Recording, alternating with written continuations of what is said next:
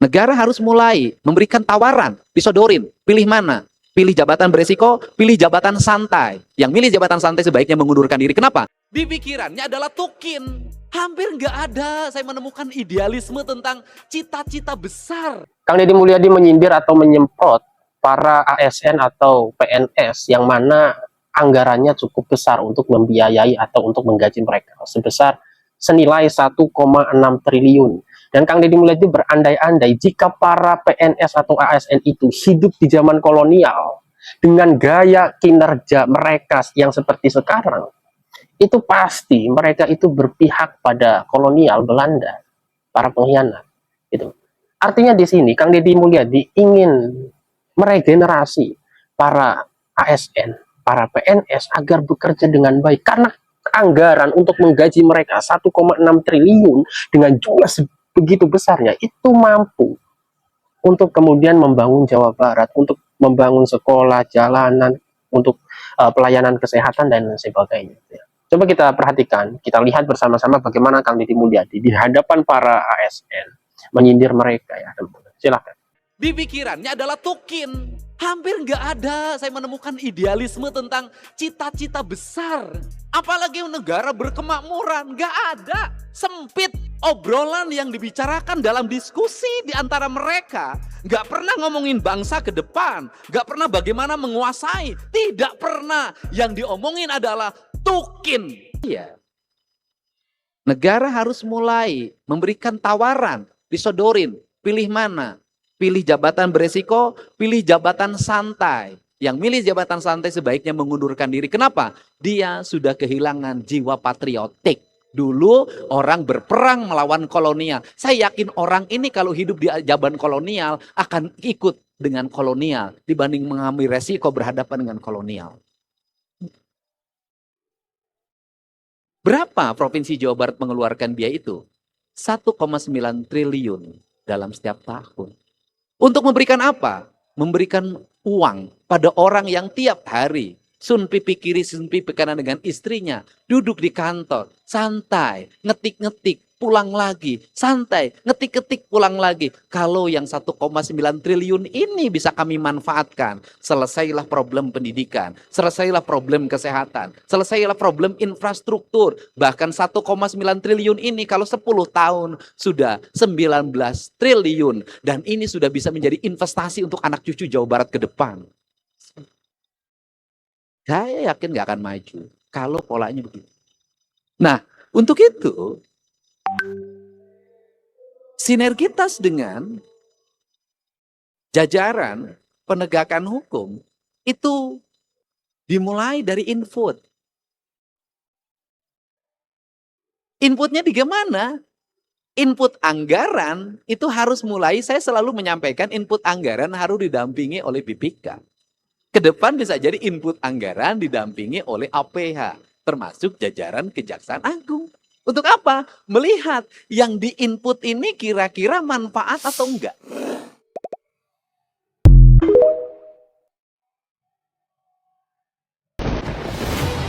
Aneh ini orang, padahal gaji ASN sudah 14 sampai 15 juta plus tunjangan. Tapi masih dibilang kecil. Nah, berikut video tanggapan Kang Deddy. ASN yang begitu banyak. Ya sekuartalan cek aja, nggak usah nanya sama saya. Kan sudah bisa nyebulin sendiri gitu loh. Biasanya juga pakai benar Pak. ASN itu hari ini sudah hari ini tinggi Pak. Sok dicek deh. Terutama daerah-daerah dengan APBD tinggi. Itu gaji eselon 4 di kabupaten yang APBD-nya cukup, itu bisa mencapai 13 sampai 14 juta. Dengan tunjangan. Udah tinggi dicek deh. Kenapa menjadi rendah? Karena sudah dijaminkan oleh BJB, itu jadi kecil persoalannya itu. Dia milih jabatan fungsional, nu gawena eueuh gajihna gede pan teu eling nagara teh ieu teh. Bayangin, negara tidak adil. Jadi yang bekerja di struktur anu dipariksa, anu di demo, gajihna leuwih leutik dibanding anu gawena HS. Pertanggungjawaban cukup nyeun ngarang, nyaeta telaah dibaca ge ku aing tara telaahna. Ini Pak, ini harus dibenerin Pak. Kalau ini hambatannya di Kemenpan RB, saya mau datang. Kenapa? Saya tidak menerima pegawai provinsi yang tidak kerja tunjangannya puluhan juta, sedangkan yang beresiko kecil tunjangannya. Nah, ini benar. Kenapa? Ini duit publik yang harus dinikmati oleh rakyat kecil untuk sekolah gratis, untuk mendapat perumahan. Ini negara. Anggaran tiba heula ti zaman Belanda tapi ka zaman ayeuna kita zaman Belanda mah. Ti zaman baheula 10 tahun ka tukang tapi kain anggaran teh sosialisasi, fasilitasi, kunjungan kerja, studi banding kalah ka nyatu. Ingat lu? Aya kan hiji daerah studi banding 10 miliar. Jangan naon penanganan stunting 10 miliar. Eusina naon rapat di hotel fasilitasi anu nyaratu eselon 2 jeung eselon 3 ari sia nu stuntingna teu kaberes ya nyaratu mingin lintuh. Studi bandingna ka mana? Ka Yogyakarta ari sia ironek nanaonan. Paingankeun budak sakola studi tur dan urutan pejabatna studi banding wae.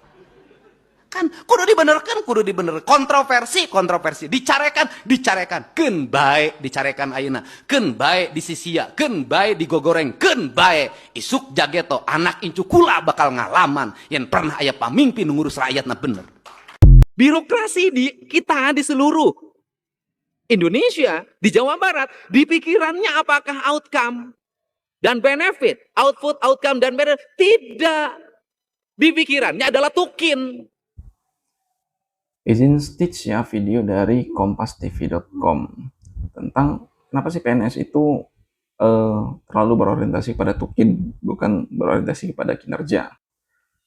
Nah, jadi gini Pak, menurut saya sebagai PNS yang udah 6 tahun bekerja sebagai PNS, mungkin ada 2 hal utama yang paling kontras ya. Yang pertama itu, kenapa PNS itu pengen tukin? Karena ya PNS itu butuh duit Pak. Keluarganya di rumah butuh duit, kebutuhannya di rumah butuh, anak-anaknya sekolah butuh. Nah, yang kedua itu yang jadi permasalahan untuk menciptakan output itu atau untuk menciptakan keidealismean seorang PNS itu, maka idenya itu yang dipatahin.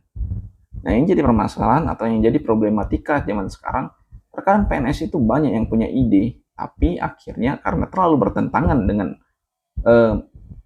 visi misi bupati atau dengan pandangan bupati atau dengan political will bupati, itu jadinya pandangan itu jadi mentah, dan akhirnya si PNS itu bahkan karena terlalu bertentangan dengan arus jadinya malah dipinggirkan atau dimarginalkan.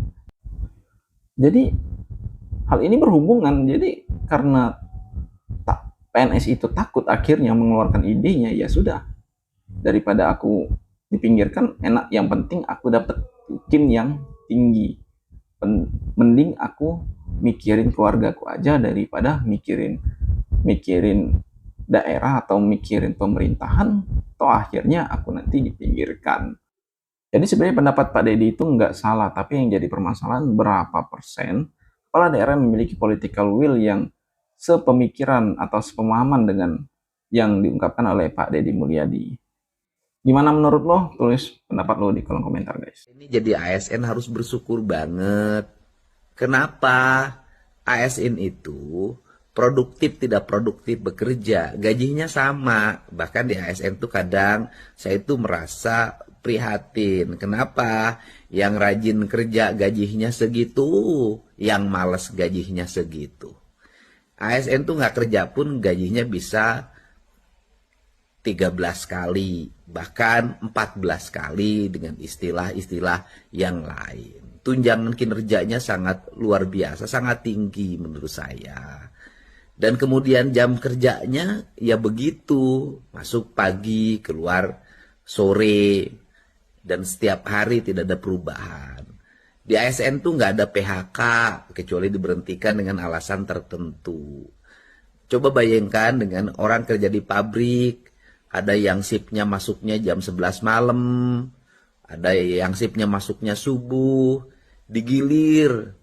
Nah, mereka itu ke pabriknya nggak pernah ngeluh tuh, bagaimana anaknya, bagaimana saya ngantar anak sekolah. Dan mereka tuh dikerjakan mengejar target produksi. produksinya harus sekian, kalau tidak tercapai dimarahin, bahkan di PHK. Bahkan hari ini banyak pabrik yang tutup. Deddy Mulyadi benar-benar kaget mendengar gaji dan tunjangan PNS di Papua kecil sekali. Padahal di Jawa Barat bisa sampai belasan juta. Sehari-hari Bapak apa? Saya sehari-hari di kantor wali kota. Oh, staf kantor Ya, wali kota. staf wali kota. Udah ASN?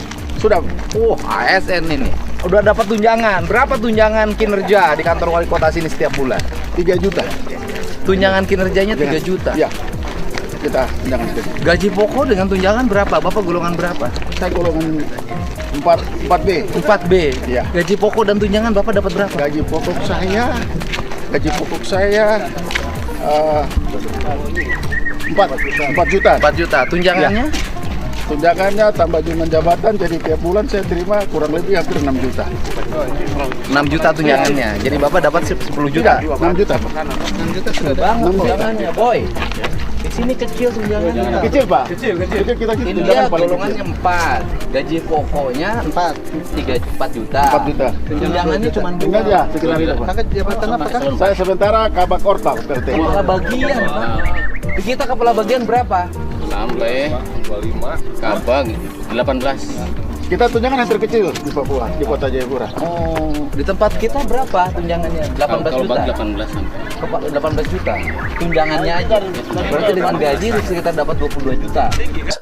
Oke teman-teman, ya dalam bahasa sederhana saya, jika itu diungkapkan dengan bahasa yang sedikit kasar, PSN itu ya beban sebetulnya gitu, karena dengan anggaran yang begitu tetapi kerjanya hanya absen, ngopi-ngopi gitu. Tetapi ketika mereka pensiun, mereka dapat tunjangan, mereka dapat ya gaji sebagaimana mestinya gitu. Ya walaupun mereka sudah berkontribusi lah sedikit banyaknya, ya kita apresiasi gitu. Tetapi tekanan Kang Deddy Mulyadi bukan hanya di situ.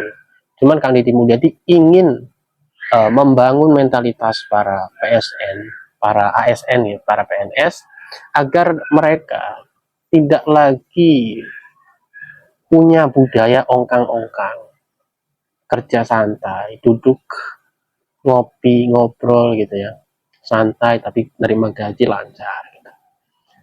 Karena seandainya mentalitas seperti itu ada pada zaman Belanda, kolonial Belanda, maka sudah dipastikan mereka itu sudah pasti berpihak pada kolonial Belanda, karena mereka tergiur dengan gaji yang tinggi gitu. Ya inilah contoh pemimpin Kang Deddy Mulyadi yang betul-betul peduli dan bekerja dengan baik, tidak hanya pencitraan gitu. Walaupun banyak sekali orang-orang yang menuduh Kang Deddy Mulyadi itu pencitraan ya. Tetapi apa yang Kang Deddy Mulyadi hari ini lakukan, 95,5% masyarakat di Jawa Barat menyukai itu gitu.